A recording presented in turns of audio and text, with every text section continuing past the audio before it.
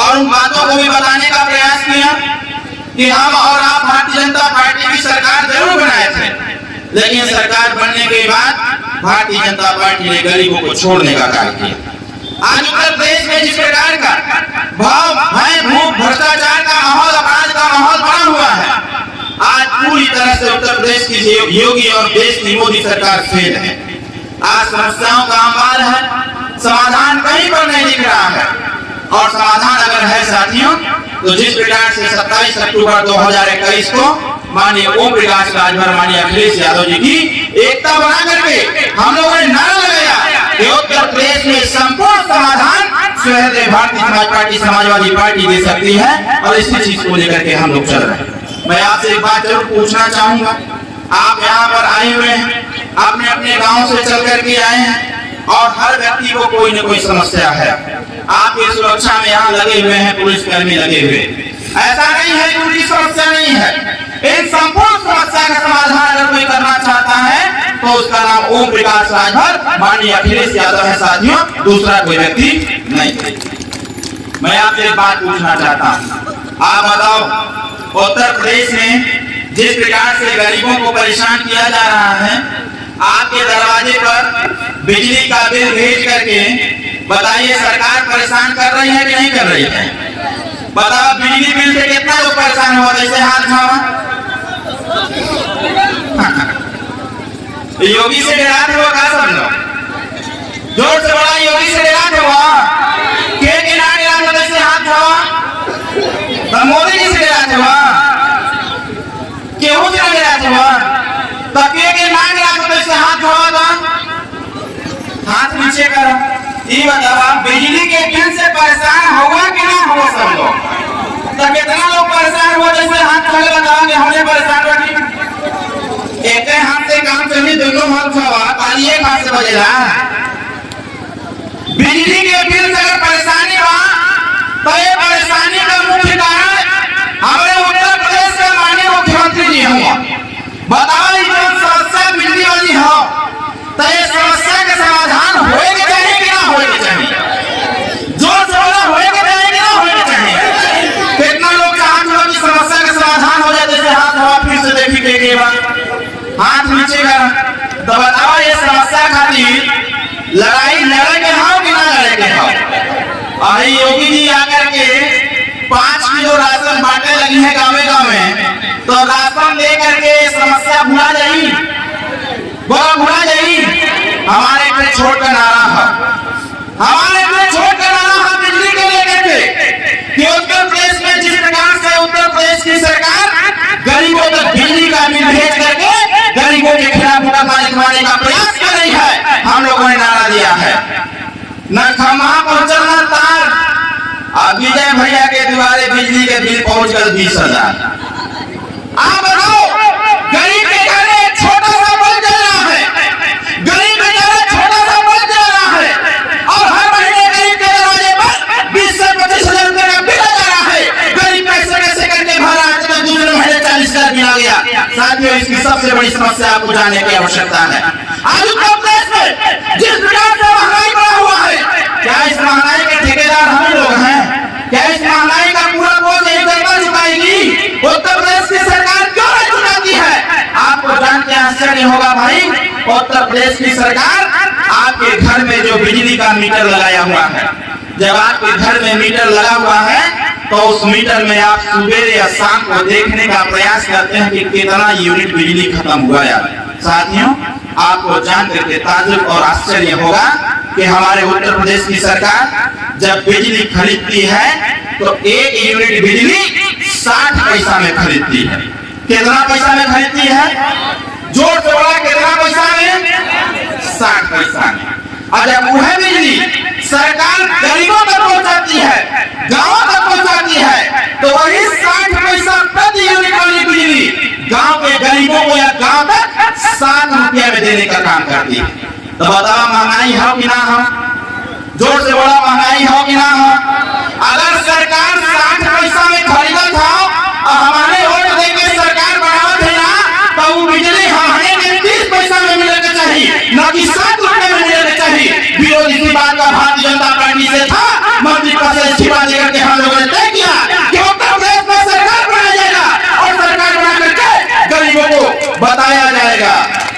उत्तर प्रदेश में जितना गरीबन का घरेलू बिजली बा वो सारा बिजली का बिल माफ कर दे जाए, और जब तक सरकार रही तब तक गरीबन के बिजली बिना पैसे में देने का प्रावधान किया जाएगा, ताकि गरीब के ऊपर दबाव न हो पावे। तो ये बतावा ठीक रही कि ना ठीक रही? कुछ लोग सोचत होंगे कि कैसे माफ हो जाए। ये बतावा, आई मोदी जी ये देश का पैसा जब लुटले रहना था, लूट करके विदेश चल गई ना लगभग 68,000 करोड़ रुपया। 68,000 करोड़ रुपया इस देश के गरीबों का लूट करके इसी बीजेपी सरकार ने लुटेरा विदेश भाग गया। और हमारे आरबीआई ने क्या कहा? आरबीआई ने कहा जब उससे पैसा निकालने का प्रयास हुआ तो नहीं निकल पाया, तो आरबीआई ने कहा कि भाई जो लुटेरे 68,000 करोड़ रुपया लेकर के भागे हैं वो हमको वापस नहीं कर सकते हैं, इसलिए आरबीआई उनको डिफॉल्टर घोषित करती है कि ये पैसा जमा नहीं कर सकते। उनको डिफॉल्टर घोषित करते हुए 68,000 करोड़ रुपया माफ किया जाता है। एक रामदेव हुआ, रामदेव का नाम के सुन ले हो, रामदेव का नाम, बाबा रामदेव का नाम के सुन ले हो, जैसे हाथ हो सब सुन ले हो। बाबा रामदेव बताओ गरीब हुआ कि अमीर हुआ? जोर से बोला, गरीब हुआ कि अमीर हुआ? अमीर हुआ। हर बाजार में उनका पतंगी दुकान खुलल हो। और मोदी जी का कहले हुआ 2,200 करोड़ रुपया बाबा रामदेव का माफ कर देना। बतावा तो लोगन से पूछना, बताओ यहाँ केहू से पूछाया कि बाबा रामदेव का 2,200 करोड़ रुपया बकाया हो के माफ कर दिया। साथियों, हम आपसे कहना चाहते हैं मोदी जी और योगी जी सरकार बना करके अगर बाबा रामदेव का 2,200 करोड़ रुपया माफ कर सकते हैं, भगवानों का 68,000 रुपया माफ कर सकते हैं, तो उत्तर प्रदेश के समस्त गरीबों का बिजली का बिल माफ करा करके गरीबों का बोझ हल्का कर दिया जाएगा। बतावा ठीक रही कि ना ठीक रही? जोर से बोला, ठीक रही कि ना ठीक रही? तो ये बात का लड़ाई होए के चाहे कि ना होए के चाहे? अब मोदी जी अगर खाते में 500 2,000 डाल देना तो बतावा, तो 2,000 रुपया लेकर कुछ हुआ नहीं बस हम लोग कुछ समस्या हुआ नहीं बा। दूसरा चीज ये बतावा, मोदी जब 2014 में ना तो आगे के नारा लगेगा कि देश में बड़ी महंगाई है। सबसे पहले गैस सिलेंडर का दाम उठाना कि गांव के गरीब को गैस सिलेंडर मिलना चाहिए। उस समय गैस सिलेंडर का दाम 400 रुपया रहे। अब मोदी जी के लोग चांद पे ओट रहना कहना मोदी जी आया हुआ नहीं के ओट दाम गैस सिलेंडर जो 400 रुपया के एक थे मिलेगा, अब घटा करके 40 रुपया में हो जाए। तो हमको बुझाता तो गैस सिलेंडर का दाम 40-50 रुपया हुई। कितना बटे? कितना बा? हाँ थोड़ा बताओ कितना बा? 1,000। तो गैस सिलेंडर सस्ता भया कि महंगा भया? जोर से बोला, महंगा भया कि सस्ता भया? तो बताओ महंगाई समाप्त होए के चाहिए कि ना होए के चाहिए? फिर भाजपा के वोट देवाई। जोर से बोला, फिर भाजपा को वोट देवाई। दूसरा चीज आवा गैस वाला महंगा। आप सब्जी बनावे खातिर तेल का इंतजाम करे कि होई कि पानी में सब्जी बने। सरसों का तेल कैसे लीटर बा? कैसे लीटर बा? हमारे यहाँ में 250 रुपया बा, लगा तो यही थे सस्ता बा 200 रुपया। ये भाजपा वाले नारा लगे हुआ, अब की बात 300 पार।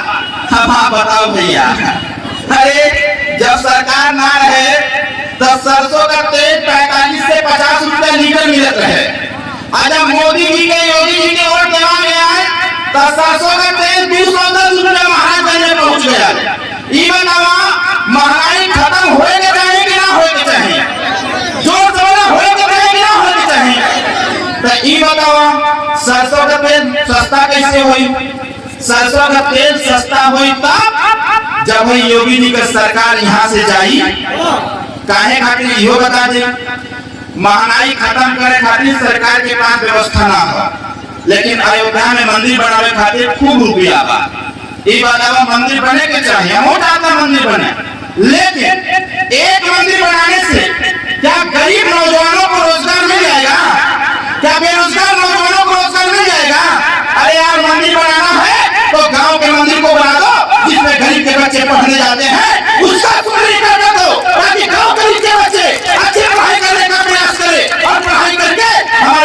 भाई की तरह डॉक्टर मास्टर कलेक्टर बनने का प्रयास करे, वो गांव में बकरी चराने का काम न करे। तो बताओ ये होते चाहे कि ना होते चाहे।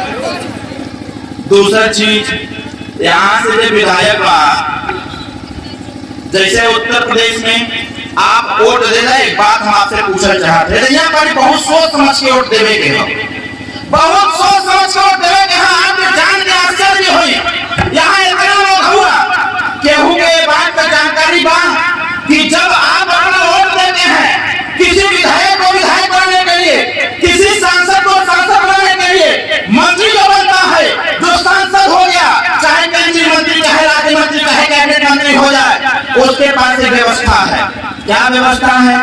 जब आप अपना वोट देते हैं तो आपके क्षेत्र या आपके जिले से जो भी विधायक होता है, उस विधायक की जिम्मेदारी है कि उसके क्षेत्र में अगर किसी की तबीयत खराब होती है तो उस परिवार का इलाज, उस व्यक्ति का इलाज विधायक जी के पैसे के द्वारा होना चाहिए। ये बात की जानकारी बात होगी, कोई की जानकारी बा के जानकारी ना बा, इससे हाथ बताओ, जानकारी कोई की ना बा, लेकिन वोट सब लोग देवल चाप करके लोगन के आ गए तो मोदी जी आ गए, मतलब का कर रहे ना देश खतरे में है। अरे बेईमान, यहाँ गरीब दवाई का भाव बढ़ रहा है, देश खतरे में है। अरे पहले तो जिसको दवाई नहीं पड़ा उसकी जान खतरे में है, उसकी जान बढ़ाने के लिए सबसे पहले उसका इलाज होना चाहिए, तब जाकर के देश की रक्षा हो पाएगी, रक्षा होने वाली नहीं है।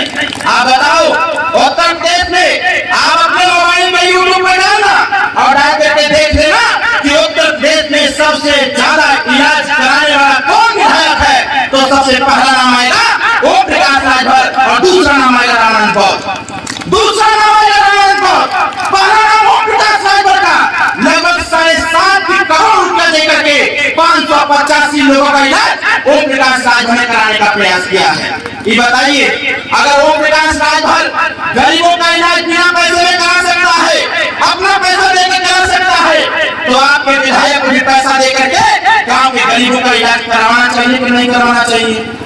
जोर से बोला, करावे के चाहिए कि ना करावे के चाहिए?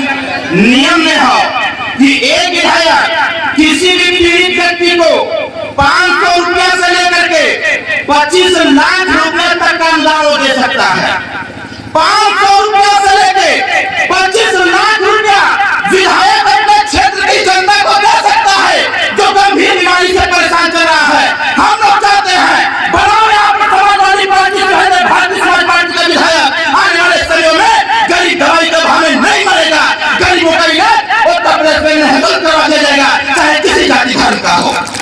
तो दवाई ठीक रही कि ना ठीक रही? कोरोना काल में कितना लोग मर गए ना दवाई के अभाव में, कितना लोग मर गए ना ऑक्सीजन के अभाव में, कितना लोग मर गए ना बेड के अभाव में, कितना लोग मर गए ना एम्बुलेंस के अभाव में।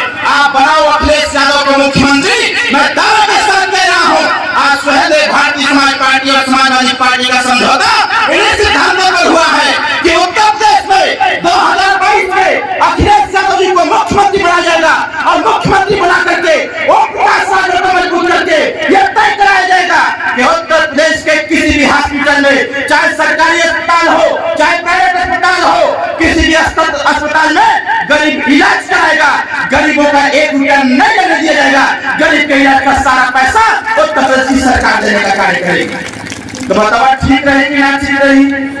कितना लोगों के ठीक रही हाथ से बताओ। अरे भाजपा वाले आके कहियो कि है 5 किलो राशन दे दो और हमके वोट दे दो, तो बताओ भाजपाइयों का पिटाई होए के चाहे कि ना होए के चाहिए? जोर से बोला, होए के चाहे कि ना होए के चाहिए? तो कितना लोग करवा तो इससे हाथ खबर बताई है आगे का करेंगे? सब लोग करी जहाँ सरकार करेंगे बाद 2022 में गाँवे गाँवे से खदेड़ा करे के बाद क्या करेंगे बाद? खदेड़ा। अब खेला नहीं खदेड़ा होगा, और जब तक भाजपा की विदाई नहीं तब तक गरीबों को कोई ढिलाई नहीं करना है। भारतीय जनता पार्टी विदाई करके ही मानना है। क्यों? महंगाई चरम सीमा पर, ये भाजपा वाले नारा लगाए, अब की बात 300 पार, पेट्रोल 112 हो गई, 22 में सरकार भाजपा का बनी तब पेट्रोल 300 रुपया लीटर हो जाएगी। नारा में अब की बात 300 पार। अगर पिछली बार का रिकॉर्ड देखा जाए तो पिछली बार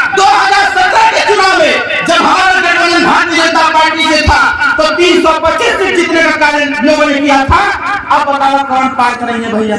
ये कोर्ट भाषा में लोग कहत हुआ कि जनता के बेवकूफ बना करके हमने तैयारी कर जा, और फिर भाजपा का सरकार आई तो अब की बात 300 पार कर जाई।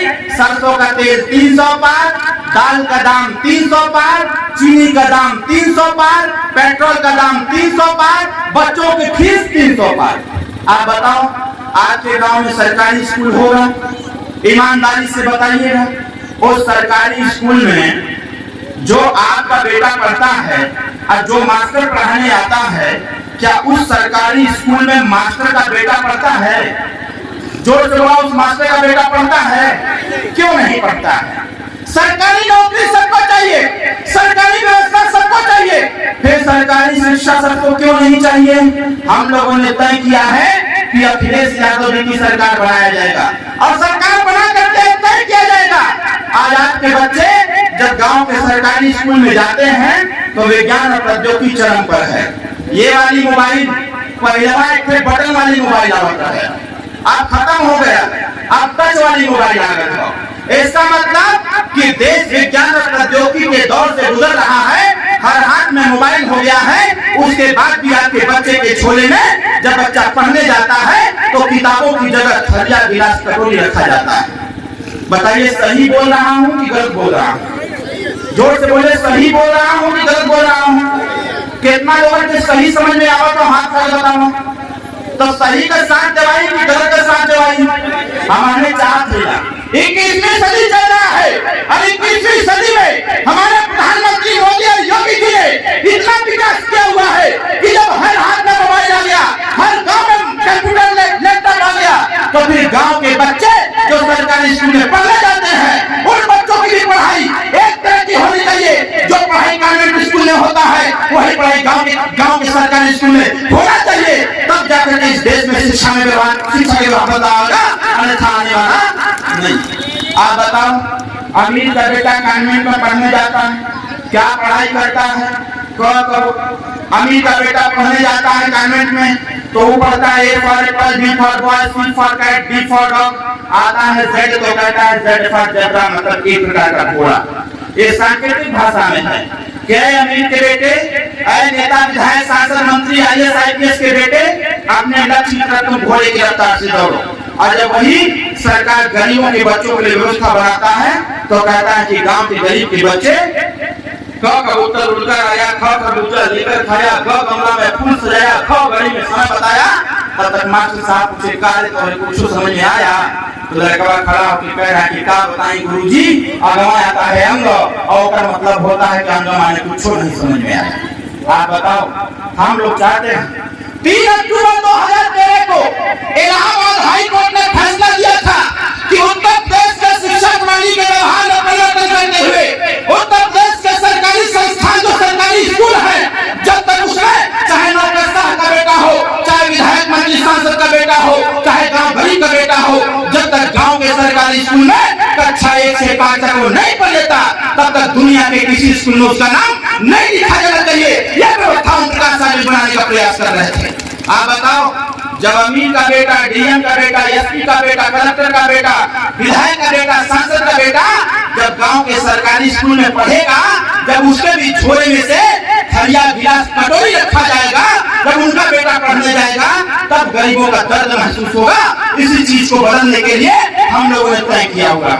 माननीय अखिलेश यादव जी को मुख्यमंत्री बनाया जाएगा, ओम प्रकाश राजभर जी को बगल में बैठाया जाएगा, और उनसे कहा जाएगा, ये व्यवस्था बनाया गया है कि उत्तर प्रदेश में एक व्यवस्था बनाया जाएगा, कि एक नियम बनाया जाएगा कि उत्तर प्रदेश में जब तक उत्तर प्रदेश के शिक्षा प्रणाली में जब तक गांव के प्राइमरी विद्यालय में कक्षा 1 से 5 तक गांव के बच्चे हो, चाहे किसी के लड़के हो, जब तक गांव के सरकारी स्कूल में कक्षा 1 से 5 तक नहीं पढ़ लेते, तब तक उनका एडमिशन किसी विद्यालय में नहीं होना चाहिए। ये व्यवस्था हम लोग देना चाहते हैं। और गांव के सरकारी स्कूल को जो वर्तमान उसकी आपके बगल के राज्य दिल्ली में जिस प्रकार से दिल्ली के स्कूलों को स्मार्ट क्लास प्रदान देते हुए उसे ग्रामीण क्षेत्रों के स्कूल को बनाया गया, उसी प्रकार से 2022 के चुनाव के बाद सरकार बदल करके अखिलेश यादव जी को मुख्यमंत्री बना करके पूरे उत्तर प्रदेश के गांव के स्कूल को स्मार्ट क्लास कर दिया जाएगा,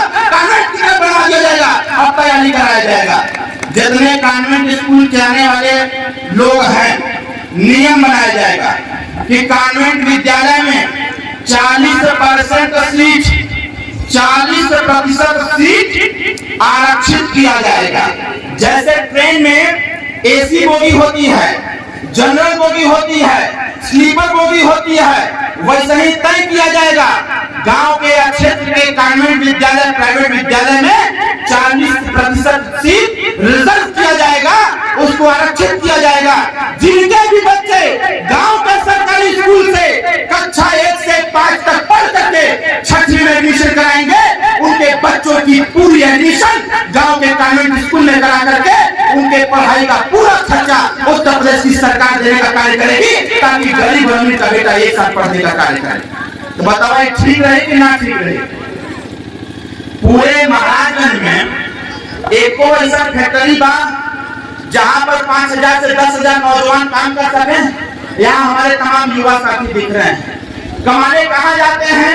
महाराष्ट्र चले जाएंगे, गुजरात चले जाएंगे, सूरत चले जाएंगे, दुबई चले जाएंगे, चेन्नई चले जाएंगे, कोलकाता चले जाएंगे, दिल्ली चले जाएंगे, लेकिन उत्तर प्रदेश में नौकरी नहीं पाएंगे।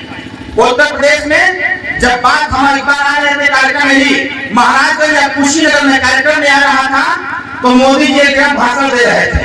मैं उनके भाषण को बड़े ध्यान से मोबाइल पर सुन रहा था। मोदी जी भाषण देते देते योगी जी से कहा कि योगी जी बैठे हुए हमारे मंच पर, हमारी सरकार में 184 योजना चलती है। मुझे भी पता था क्योंकि मैं मंत्री था सरकार में। हमने कहा 184 योजना चलती है। बोलते बोलते मोदी जी ने कहा उन 184 योजना में एक ऐसी योजना है जिस योजना का लाभ जैसे ही गरीब पाता है तो 2 मिनट में वो अमीर हो जाता है, जैसे ही भिखारी योजना का लाभ पाता है 2 मिनट में वो राजा बन जाता है।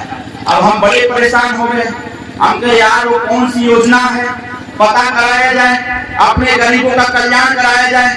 2 मिनट में अगर भिखारी को राजा और गरीब को अमीर बनाने की व्यवस्था है तो व्यवस्था का लाभ लिया जाए। हमने लगाया फोन माननीय मंत्री जी को, नेताजी को मैं फोन लगा कर पूछा कि नेताजी जरा हमको बताइए कि आप कैबिनेट मंत्री थे, वो कौन सी योजना है जिस योजना का लाभ पाते ही गरीब अमीर हो जाता है, भिखारी राजा बन जाता है? नेताजी ने कहा यार तो हमको भी नहीं पता है। हमने फट से फोन लगाया कुशीनगर के विधायक अपने रामपुरा के रमन बौद्ध जी को। हमने कहा बौद्ध जी पता करके बताओ वो कौन सी योजना है जिस योजना का लाभ पाते ही गरीब 2 मिनट में राजा और अमीर बन जाता है? विधायक जी ने कहा कि सर ये तो हमको भी नहीं पता है। हमने कहा रुको प्रफुल्ल भाई से पूछते हैं क्योंकि ये मजबूत लोग हैं। मैंने प्रफुल्ल चौबे जी को फोन लगाया। हमने कहा प्रफुल्ल भाई आप महिला में पूछ के बताओ कि वो कौन सी योजना है जिस योजना का लाभ गरीब को मिलते ही 2 मिनट में भिखारी से अमीर और गरीब से राजा बन जाता है? इन्होंने कहा कि सर हमको भी नहीं पता है भाजपा की कौन सी योजना है।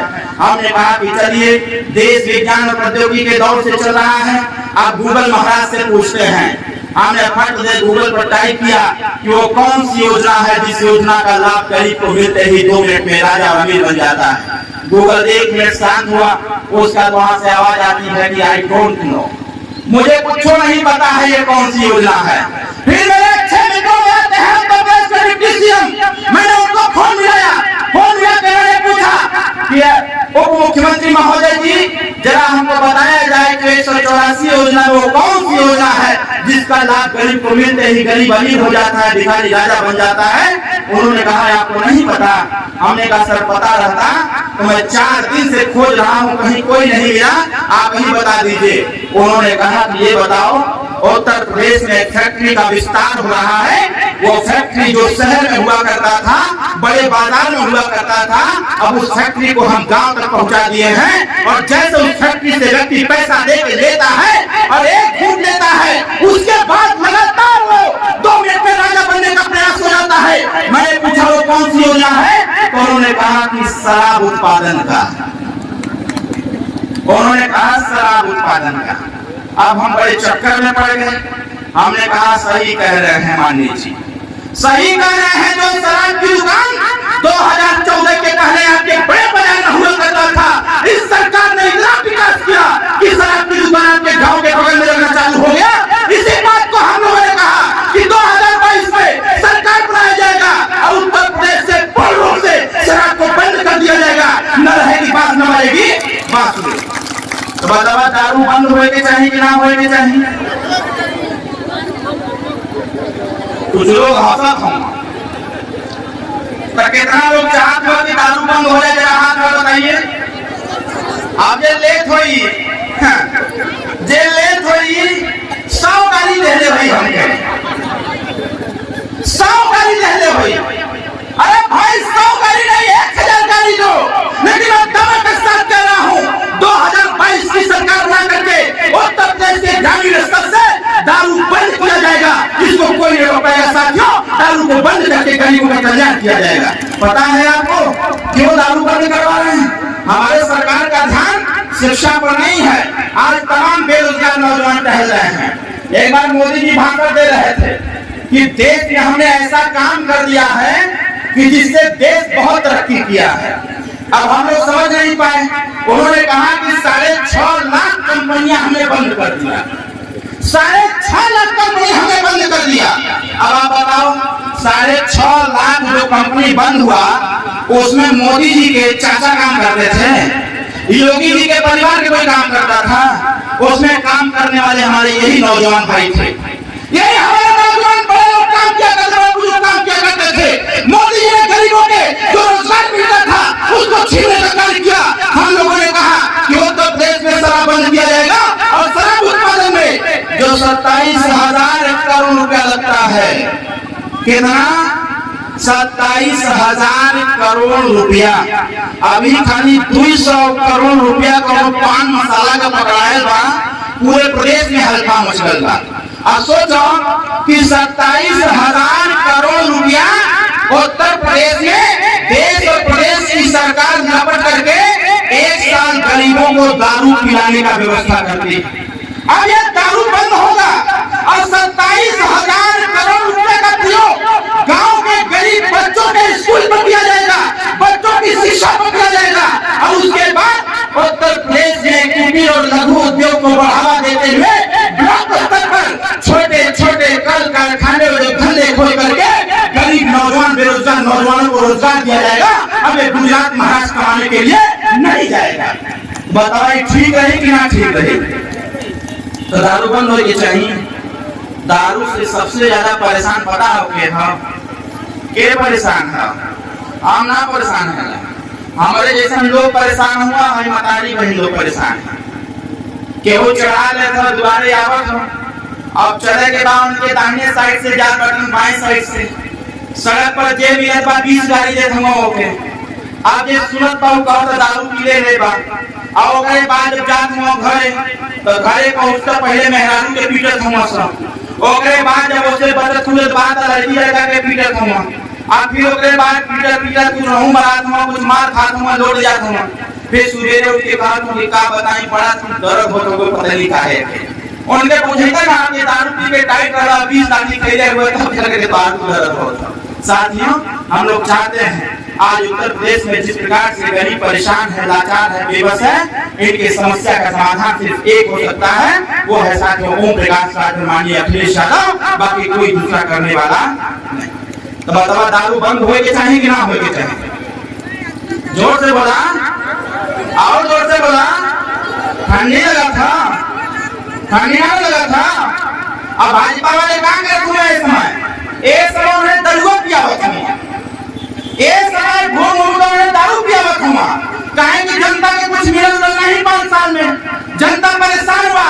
अब उनका कार्यक्रम होता भीड़ होते ना हो तो नेता लोग योजना बने हुआ कि गांव के लोगों के दारू पिया कहा चला वहां दारू मिली और दारू पिया के लोगों के रैली में लिया लोग दारू ले हुआ और पी भी लेते हुआ। अब पीने के बाद कहा ओम प्रकाश राजभर जिंदाबाद, अखिलेश यादव जिंदाबाद। यही से भारतीय जनता पार्टी को विदाई हो जाती। साथियों तीसरी चीज, हमारे यहाँ तमाम पढ़े लिखे नौजवान खड़े। आज उत्तर प्रदेश की सरकार में पढ़े लिखे नौजवानों को नौकरी का कोई व्यवस्था नहीं। अभी साथियों बच्चे इतना डिस्टर्ब रहते हैं। ये गरीब माँ बाप कैसे कैसे मेहनत मजदूरी करके खेती बाड़ी करके कैसे कैसे करके अपने बच्चे को फीस देने का कार्य करती है कि जाओ तुम लखनऊ जाके तैयारी करो, गोरखपुर जाके तैयारी करो, इलाहाबाद जाके तैयारी करो। 1-1.5 साल तैयारी करके जब तुम तैयारी कर लोगे तो कंपटीशन में बैठ के एग्जाम क्वालिफाई करोगे, फिर तुमको सरकारी नौकरी मिल जाएगी। आज साथियों क्या स्थिति है? पूरे उत्तर प्रदेश में लगातार 17 ऐसे पेपर थे एग्जाम के जिसको इस सरकार में आउट किया गया, और आउट करके गरीब नौजवान जो पढ़े लिखे नौजवान हैं उनको बेरोजगारी का दंश झेलने पर विवश किया गया। हम लोगों ने तय किया गया, हम लोगों द्वारा तय किया गया है कि उत्तर प्रदेश में जो 34 लाख वैकेंसी, 34 लाख नौकरी इस मोदी और योगी सरकार में पेंडिंग में पड़ा हुआ है।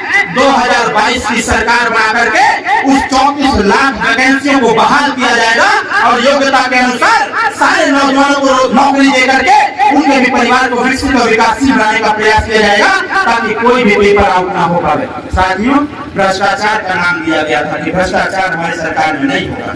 आज सबसे ज्यादा भ्रष्टाचार अगर कहीं पर है तो उत्तर प्रदेश में है। साथियों, आज हर संबंधी सेवाओं में आज नीति आयोग की रिपोर्ट आ रही है, प्रतिदिन नीति आयोग की रिपोर्ट आ रही है। कभी शिक्षा पर आ रही है तो शिक्षा पर उत्तर प्रदेश सबसे पीछे, स्वास्थ्य में सबसे पीछे, अपराध में सबसे आगे, न्याय देने में सबसे पीछे। ये तमाम रिपोर्ट नीति आयोग से लगातार साथियों आ रही है। आपको समझने की आवश्यकता है कि 2022 में उस रुके हुए विकास की रफ्तार को तो 2017 में रुक गया था, उस रफ्तार को आगे बढ़ाने के लिए 2022 में माननीय अखिलेश यादव की सरकार बना करके अपनी पीढ़ी स्वतः बना लिया जाए। किसी भाजपा के चक्कर में नहीं पड़ने की आवश्यकता है साथियों। इसलिए हमारा आपसे निवेदन है, आज यहाँ पर मैं कल सिद्धार्थ नगर में था और सिद्धार्थ नगर में कार्यक्रम के बाद जब नहीं मिला तो मेरे सर्किट हाउस जहाँ मैं रुका हुआ था वहाँ पर तमाम पुलिस वाले भाई हमसे मिलने के लिए आए हुए थे। 150 से ज्यादा पुलिस वाले भाई हमारे यहाँ मिलने आए हुए थे। हमने उनसे पूछा कि क्या समस्या है। उन लोगों ने कहा कि भैया आपके पिताजी माननीय श्री ओम प्रकाश राजभर जी ने जिस प्रकार से पुलिस प्रशासन की बेहतरी के लिए और पुलिस प्रशासन की समस्याओं को देखते हुए जिस प्रकार से सदन के अंदर आवाज उठाने का काम किया है, माननीय नेताजी बधाई के पात्र हैं, क्योंकि पुलिस की बात उत्तर प्रदेश में कोई नहीं करता। आज हमारा परेशान है, आज पुलिस दौड़ा दौड़ा कर पीट रही है, पुलिस न्याय संगत कार्य नहीं कर पा रही है। इसके पीछे सिर्फ एक कारण है कि हमारे उत्तर प्रदेश की पुलिस डिप्रेशन में आ गई है। पुलिस हमारी डिप्रेशन में आ गई है, पुलिस की कोई नहीं सुनता। हम भी जब लखनऊ से चले सिद्धार्थ नगर पहुंचे और सिद्धार्थ नगर से जब महाराजगंज जाना हुआ तो महाराजगंज में हर जगह प्रोटोकॉल का पालन किया गया। लोग आ रहे थे, मैं वही सोच रहा था कि जब सरकार बनेगी तो जो पुलिस न्याय नहीं कर पा रहा है, न्याय संगत कार्य नहीं हो पा रहा है और जो पुलिस को लेकर के जनता में दहशत का माहौल है, इसको खत्म करने की आवश्यकता है। हम लोगों ने भी तय किया। आज बताओ, पुलिस से हर लोग डरने का काम करते हैं और हम लोग की योजना है कि 2022 की सरकार बदली जाएगी और पुलिस और जनता से मित्रवत संबंध करते हुए सबसे पहले पुलिस की समस्याओं का समाधान किया जाएगा। जिस प्रकार से हमारे साथ जो सिक्योरिटी में लोग चल रहे हैं, जब मैं कहीं भाषण देता हूँ तो लोग हमसे कहते हैं कि भैया आप सबके लिए बोलते हैं, हम पुलिस वालों के लिए कुछ नहीं बोलते हैं। हमने कहा घबराओ नहीं, आवाज तो सदन में उठेगी। बाबूजी से हम लोगों ने कहा कि बाबूजी जो पुलिस की समस्या है इसमें जरूर अपनी बात रखने का प्रयास करें। और माननीय नेताजी ने हर बार जब भी सदन में खड़ा हुए पुलिस प्रशासन की बेहतरी को लेकर के, जो पुलिस प्रशासन डिप्रेशन का शिकार है उसको लेकर के माननीय नेताजी सदन के अंदर बोलने का कार्य किया और हम लोग हर जगह अपने वक्तव्य में कहने का प्रयास करते हैं। जब तक पुलिस और जनता के बीच में मित्र संबंध नहीं आते तब तक पुलिस प्रशासन की बेहतरी के लिए लड़ाई होती रहेगी, संघर्ष होता रहेगा। और सरकार बना करके जो पुलिस की पेंशन की समस्या है, आप बताओ, जब आप समस्या में फंसते हो, जब आप यहाँ कोई झगड़ा झंझट हो जाता है या कोई समस्या आ जाती है, आप अपनी एप्लीकेशन लेकर के पुलिस के पास पहुँच जाते हो। पुलिस के पास पहुँचते हो, पुलिस नहीं पीड़ित है, वो तो सबकी समस्या का समाधान करने के लिए व्यक्ति लगा ही है, लेकिन पुलिस की समस्या समाधान के लिए कोई नहीं लगा हुआ है। इसलिए सुहेलदेव भारतीय समाज पार्टी और समाजवादी पार्टी ने संकल्प लिया है कि 2022 चुनाव के बाद पुलिस प्रशासन की बेहतरी के लिए, उनकी समस्या के समाधान के लिए हम आपसे समर्थन मांगने के लिए आए हुए हैं। आप बताओ, जो पुलिस की समस्या है उस समस्या से समाधान चाहिए कि ना चाहिए? जोर से बोला, चाहिए कि ना चाहिए? कितना लोग चाहते हो कि पुलिस का समस्या जो है होगा समाधान होएगा? चाहिए, सब चाहते हैं। अगर तो समाधान पुलिस वाले करते हो तो उनका समाधान 2 लोगों के करेंगे और उनका समाधान तब होगी जब 2022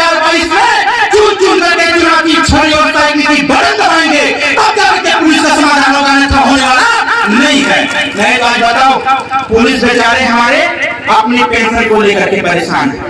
हमारे बनारस के लोग आपके महाराजगंज में ड्यूटी करते हैं, हमारे बलिया के लोग महाराजगंज में ड्यूटी करने का काम करते हैं, हमारे गाजीपुर के लोग महाराजगंज में ड्यूटी करने का काम करते हैं। हम लोगों ने तय किया हुआ है कि उत्तर प्रदेश की सरकार बना करके ये सारी बातें अखिलेश यादव जी से तय हो चुका है और ये सारी बातें तय होकर के ही गठबंधन की घोषणा हम लोगों ने किया 27 अक्टूबर 2021 को मऊ के हल्दरपुर के मैदान में। अखिलेश यादव ने स्पष्ट और साफ कहा है कि जाओ जब समर्थन मांगो, पुलिस प्रशासन के लिए मांगो और उनसे कहो कि सरकार बदले और सरकार बदलने के बाद पुलिस के नियम को बदल दिया जाएगा।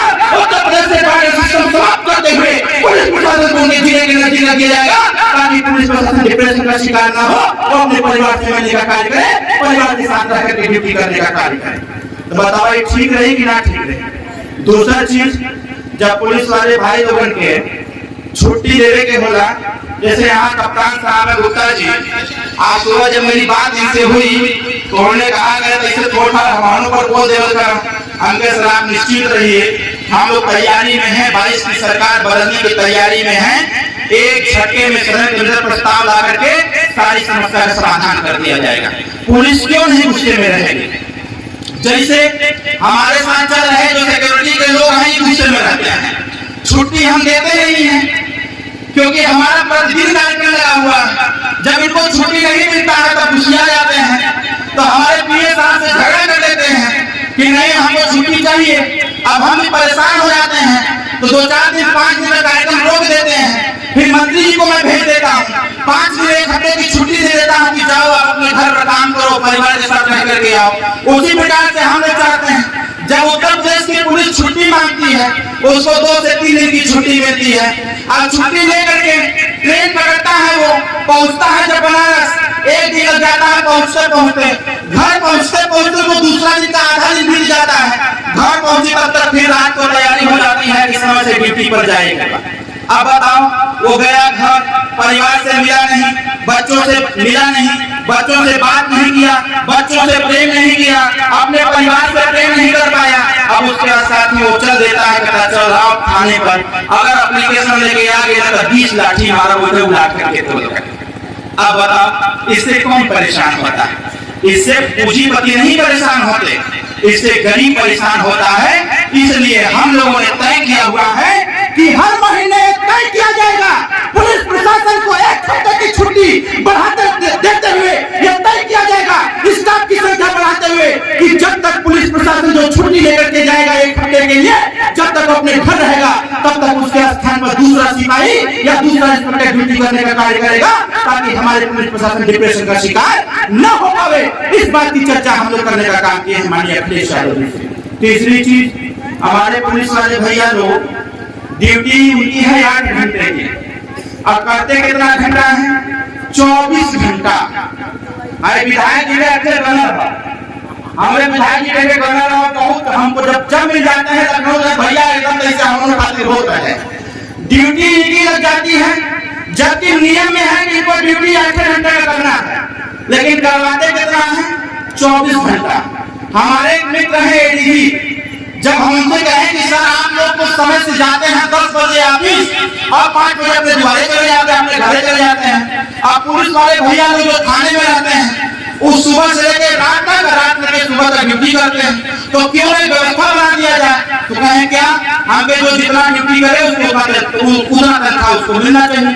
तो उन्होंने कहा यार अगर सरकार बनाओ और स्टाफ की संख्या बढ़ा दो, जिसकी ड्यूटी 8 घंटे की है सिर्फ वो 8 घंटा करेगा और 8 घंटे के बाद शिफ्ट में परिवर्तन करते हुए दूसरे पुलिस वाले भाइयों की ड्यूटी दे दी जाएगी ताकि 8 घंटे हो जाकर आराम करे, 8 घंटे के बाद जितना समय उसका बचता है आराम करे और 8 घंटे ड्यूटी के बाद दूसरा शिफ्ट के लोग ड्यूटी करने का कार्य करें। ये व्यवस्था हम लोग चाहते हैं। तीसरी चीज ये बतावा अपराधी भागत बा मोटरसाइकिल से, अपराधी भागत बा फॉर्च्यूनर से, स्कॉर्पियो से। हमारे योगी जी का कह रहे हूँ, योगी जी साइकिल अलाउंस दे रहे, पहले बार 200 रुपया दे रहा, थाने में जो साइकिल अलाउंस मिलता है वो 200 रुपया मिलता था।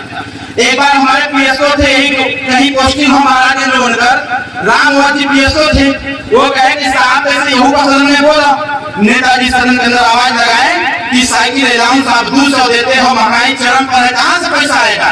योगी जी कांपते कांपते 100 रुपया बचाए, 100 रुपया बढ़ा दिए, साइकिल अलाउंस 300 रुपया हो गया। आप बताओ, अपराधी अगर भागा था मोटरसाइकिल से, स्कॉर्पियो से, बोलेरो से, फॉर्च्यूनर से, तो ये बताओ पुलिस वाले भैया की साइकिल से पकड़ गई, हाँ जोश वाला पकड़ गई, हाँ। यही से हमने तय कर रहेगा कि उत्तर प्रदेश की सरकार को परिवर्तित करते हुए ये तय किया जाएगा कि जो थानों में साइकिल अलाउंस 300 रुपया मिलता है, इसको बंद करते हुए 3000 रुपया उनको मोटरसाइकिल अलाउंस किया जाएगा। अब साइकिल में किसी काम चलने वाला नहीं है। मतलब ये कि जब शासन और प्रशासन सुदृढ़ रहेगी, व्यवस्थाएं सुदृढ़ रहेंगी, तभी आपकी रक्षा सुरक्षा होगी, तभी आपके साथ बिना पैसे में न्याय हो पाएगा। नहीं तो साथियों, अगर भारतीय जनता पार्टी की सरकार ऐसे चलती रही तो गरीब ऐसे ही पीटा जाएगा और पुलिस की समस्या का समाधान नहीं हो पाएगा। तो बताओ, ये लड़ाई लड़ल जा कि ना लड़ल जा? कितना लोग चाहता कि लड़ाई हो, जैसे हाथ भर बताओ, सब लोग चाहते हो तो सही का साथ देगा कि गलत का साथ देगा? कितना लोग सही का साथ देगा? हाथ